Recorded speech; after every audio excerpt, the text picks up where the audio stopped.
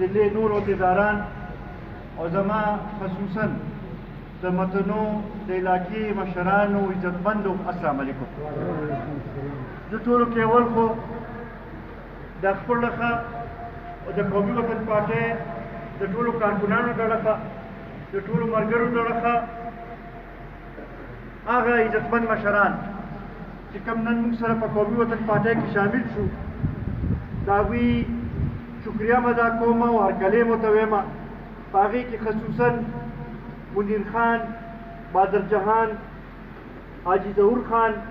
آصف خان، حسن خان، حاجي اقبال شاه، اسفندیار، تاج محمد خان، مقدر خان، بغداد شیر، حاجي فتح خان او د هغوی سره چې نور کم ګڼ شمېر عزتمند مشران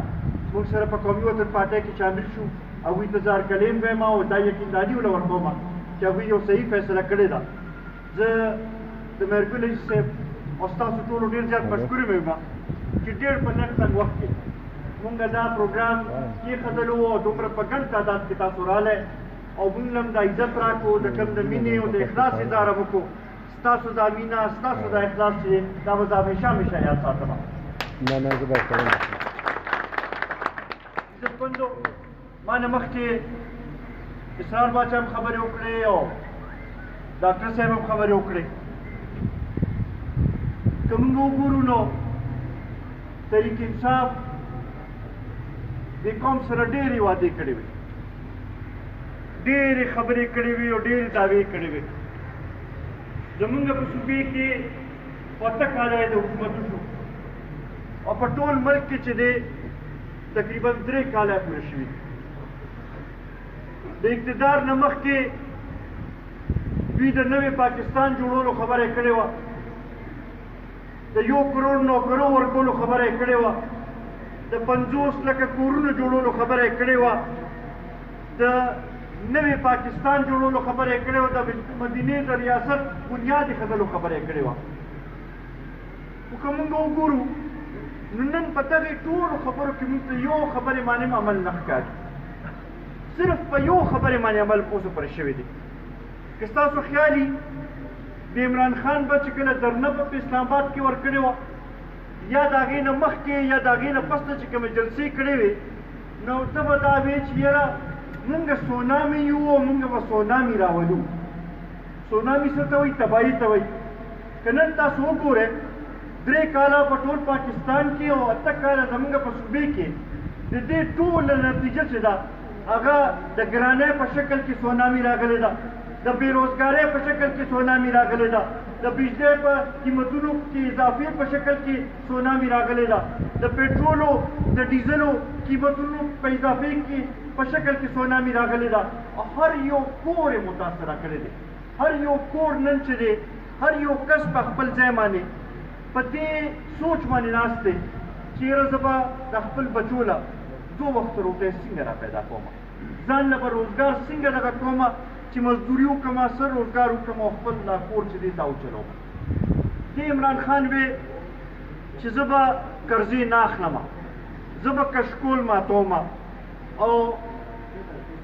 چونکې دا زاړه حکمرانان چې دي دا کرپټ وو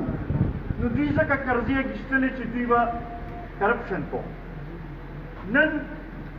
زه چې ستاسو په وساطت سره دا تپوس کوم چې عمران خان تا ته خو په ټول ملک کې حکومت میلاو شو، 3 کاله ستا مو شو. نن خو په دې 3 کاله کې د پاکستان په تاریخ کې ټولو کې زیاته قرضه تا واخیستله، ټولو کې زیاته ګراني ستا په حکومت کې راله، ټولو کې زیاته بېروزګاري په ستا حکومت کې راله، په ټولو کې زیات د غریبانانو په مسایلو کې اضافه په ستا حکومت کې وشوه. نو نن ته موږ له دا جواب راکړه چې تا خو به مخکې دا وې چې ته به ودرېدې چې یاره چونکې دا حکمرانان کرپټ دي ځکه ګراني ده، دا حکمرانان کرپټ دي ځکه قرضې اخلي، دا حکمرانان چې دي کرپټ دي ځکه بېروزګاري ده. نو نن موږ تا نه دا تپوس کوو چې په ستا په حکومت کې خو هر څه د پاسه دا حالات رالل. نو نن ته موږ ته ووایه چې ستاسو پوزیشن دی ته آیا دا حکومت کرپټ دی او که کرپټ نه دی؟ سکندر خان زنده‌باد، سکندر خان زنده‌باد. یا ته به وایې چې زه به د کرپشن خلاف چې د اقدامات اوچتومه چې راغې د اوړو بحران راغې چې د هغې معلومات یې وکړل نو د ښي لاس کسان یې په یې کې رووتل بیا ورپسې د چینو بحران راغې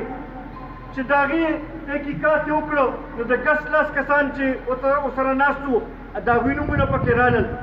بیا دغه شانتې د تیلو هغه بحران هم راغلی و تاسو ته یاد به وي چې تیل نه میلاوېدل د هغې چې تحقیقات وشو نو دلته مخامخ چې کوم کسان ناست وو هغه ټول په یې کې رالل مونږ خو ونه لیدل چې د هغوی خلاف څه کاروی شوي مونږ خو دا ونه لیدل چې د چا ته سزا میلو شوي یو روپۍ یو پیسه چې ده هغه دې قوم ته چې دې واپس شوي یا په دې خلکو باندې لګېدلي نن مونږ دې صوبایي حکومت نه هم دا تپوس کوو مونږ د مرکزي حکومت نه هم دا تپوس کوو چې بی تاسو دې غریبانانو لپاره څه وکړل تاسو دې قوم لپاره څه وکړل نن د یو څو ورځې مخکې د وزیرانو خو ډېر لوی فوج یې ساتلی دی د به مخکې دا هم وی چې یاره دا غټه کابینه هم نه لري په کار یو څو کسان په کار دي چې هغه دا کار چلولی شي اوس د پاکستان د تاریخ ټولو کې غټه کابینه چې ده هغه ده سره ده دغې وزیرانو پریس کانفرنس یې کولې او وی چې یاره 3 کاله کې مونږ ډېر لوی ترقي وکړه مونږ ملک ډېر صحیح لارې باندې روان کړو زه ورته دا ویل غواړم چې کوم حکومت د خلک خوشحالي کوم حکومت چې کارونه کړي هغه بیا وزیران نه وایي چې کار شوی دی هغه بیا حکومت والا په خپله نه وایي چې یاره کار شوی دی هغه عوام وایي چې او کار شوی دی او هغوی ته مطمئن یو هغوی وایي چې او بی مونږ وایو چې بی دا حکومت حکومت دی خو چونکې عوامو ته خو څه ښکاره شوي نه دي بلکې د عوامو په مشکلاتو کې اضافه شوې ده اوس دا وزیران چې دی هغه پریس کانفرنس یې کوي خو څوک پرې یقین نه کوي چاته دا دغه نه کېږي چې یاره دې حکومت ته مونږ دا تمه وکړو چې زمونږ مسایل به حل کړي نن همدغه وجه ده چې هر څوک دې حکومت ته تنګ شوی بیا خصوصا چونکې دا متنې او دا ازاخیل او دا ټوله علاقه د پېښور ضلعې څه ده پېښور زمونږ دارالخلافه ده پکار خو دا وه چې دلته کې چې دا نن کومه زه غربت وینم دلته کې چې کوم مسایل وینم چې دا خو کم از کم په پېښور کې خو نه وي د صوبې دارالخلافه ده کم از کم پکار چې دلته خو دا مسایل نه وي بدقسمتۍ نه ستاسو د علاقې نه چې کوم نمایندګان ته وي هغوی په دې نه خوشحالېږي چې یاره علاقې کې کار وشي هغوی خپل عیاشیانو خپل مزو لپاره خو تکړه دي خو په دې نه دي چې یاره د قوم مسله حل شي ما تاسو ته اسرار باچا خبره وکړه شاه فرمان چې ما ته ووایي چې یاره ته د یوسف خیلو کاریز کې ولې کار وکړو تا ګلزار خان له ولې اریګیشن کې کار وکړو نو ما ورته وویل په کار چې که زه ستا په ځای وې نو زه خو به خوشحالېدې که ته راغلې یو چا سزه کې ماله کار وکړې زه به ویم چې یاره ما نه بوج کم شو زما د علاقې زما د خلکو خدمت وشو زه به ویم چې افرین د وایي فلاني چې کار وکړو زه به ټولو کې دغه کوم خو داسې خلک ما چاته نه لیدلې داسې مشران ما چاته نه لیدلې چې د هغوی علاقې له خیر روړې د هغوی علاقې له د خلکو مسایل حل کړې د هغوی علاقې له ترقیاتي کار روړې او هغه دا وایي چې یاره دا کار زما نه دی په کار دلته کې دا کار مه کوه داسې بدنیته نمایندګانو نه داسې بدنیته مشرانو نه خدای پاک دې وساتي نن عزتمندو همدغه وجه ده چې که تاسو ګورئ نو ټول خلک غیر مطمئن دي ټول خلک دا وایي چې یاره دا حکومت چې دی دا ناکامه شوی دی مونږ هم چې د پی ډي ایم ایسه جوړ شي په دې سوچ باندې چې یاره دا حکومت چې دی دا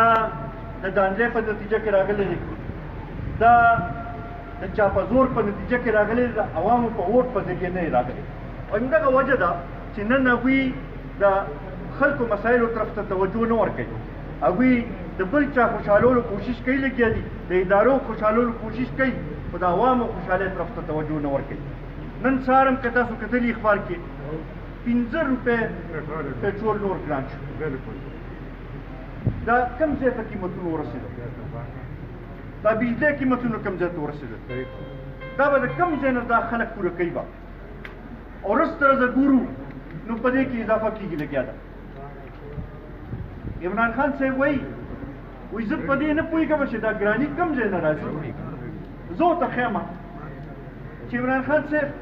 د ډالر قیمت اوچت شي او روپۍ قیمت کم شي ګراني به راځي او که نه به راځي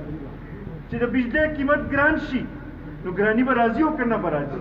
چې د پټرولو او د ډیزلو قیمت زیات شي نو ګراني به راځي او که نه به راځي چې د ګیس قیمت ګران شي نو د هغې کې به ګراني راځي به او که نه به راځي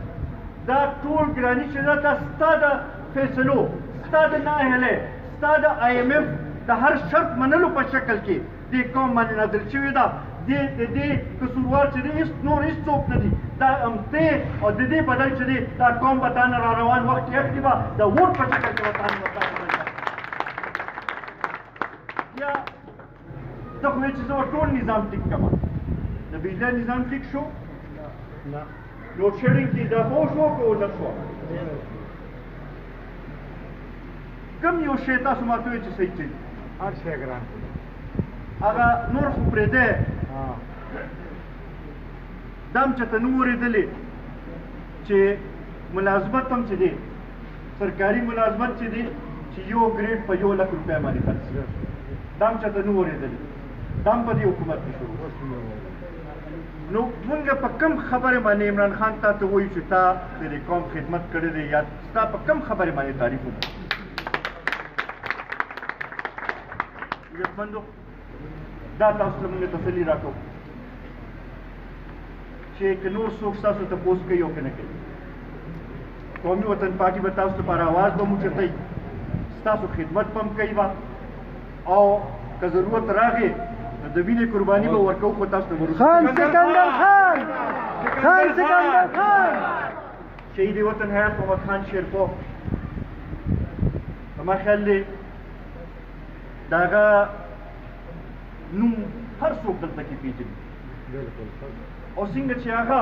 د دې قوم خدمت کړو څنګه چې هغه د دې قوم لپاره جدوجهد کړو او بیا چې وخت راغی نو د وینې قرباني یې ورکړه خو د قوم د رسو نه شو دغه شانتې ملي رهبر جناب آفتاب احمد خان شیرپو صاحب د هغوی کارونه د هغوی خدمات د هېڅ چا نه پټ نه دي انشاءالله تاسو سره هم زموږ دا وعده ده دا تاسو سره دا لوز دی چې د شهید وطن حیات محمد خان شیرپو په شانتې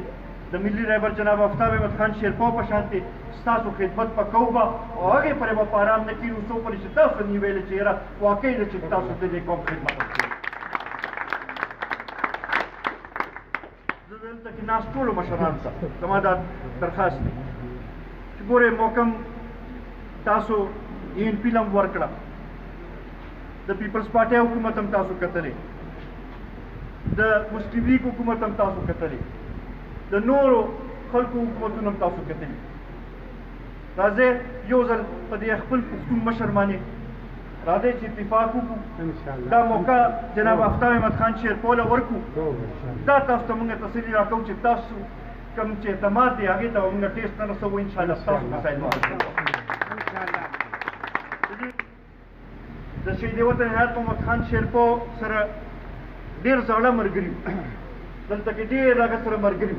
هغې ټولو پسې به ګرځو نور دلته کې چې کوم مشرانو چې چا مخکې ډېر خدمت کړی دی هغې ټولو پسې به جرګې جوړوو به او ګرځو به او دا به انشاءالله دا به ثابتوو به چې تاسو زموږ مرسته وکړئ انشاءالله دا زه تاسو ته تسلي راکوم چې دا پښتانه دا پښتون قام چې دی دا خوره چې ده دا متنی دا ټوله علاقه چې ده دا به د ترقۍ په لار به مونږ روانه ران به وي خو که وګورو نو د علاقې مسلو ته هم توجه نه ده ورکړې که وزیران هم پاتې شوي نو که چوبېلې کړي هم دي نو داسې دغه معنی کړي دي چې هغه اوبه خلک خرڅوي داسې ده او که نه بالکل داسې ده او که نه بالکل داسې ده داسې دغه باندې مونږ څه داسې حکمرانانو باندې مونږ څه ستاسو دغه مشر چې دی ما ته یو ورځ مشوره راکوله ما ته ویل چې ته د هر وخت غم خادي له ځې او دواګانو باندې ګرځې او دغه و ما خو ځان دې شي نه وي خلاص کړی دی مې څنګه و چې یاره ما خو ټولو خلکو راغونډ کړو هغوی ته مې چې یا کار به غواړې او یا کم خادي نو ما ورته وویل مې دا ته کولی شي خو کم از کم پښتانه چې دي هغه دا غواړي چې یاره موږ سره په غم خادی کې چې دی مشران ودرېږي زمونږ په سخته کې په مشکل حالاتو کې په خوشحالۍ کې را سره چې هغوی ناست دي هله به دغه کېږي ترقیاتي کارونه به هم کوو غم خادي به هم کوو ستاسو خیال به هم ساتو